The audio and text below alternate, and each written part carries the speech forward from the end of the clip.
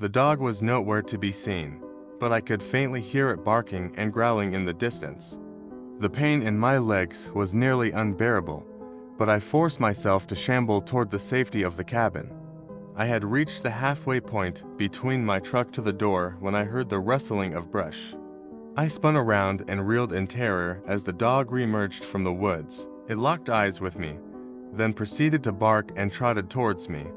I pushed through the fear, through the pain, and made my way to the cabin as quickly as I could, rifle case in hand. Although my rifle wasn't loaded, in the worst-case scenario, I could at least strike the dog with it in self-defense. Thankfully, the shadow dog moved toward me at a much slower pace than it initially had when I was in the truck, so I was able to reach the open door of the cabin safely. I darted inside and immediately slammed the door, locking it behind me.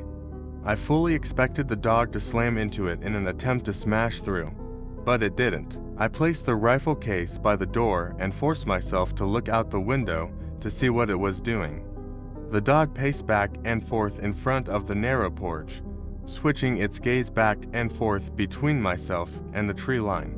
What's it doing? I asked myself. It had been trying its damnedest to get to me in the truck, but now it was just pacing, watching.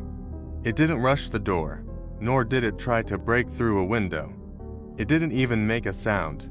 It just marched, watching intently. I kept my eyes fixated on it through the window as best I could whilst retrieving my sidearm from the table and the rifle ammunition from my backpack. I placed my magnum on my hip and loaded the rifle to make sure that I was ready for the next assault. The shadow dog paced several more times before it made its way around the corner to the backside of the cabin.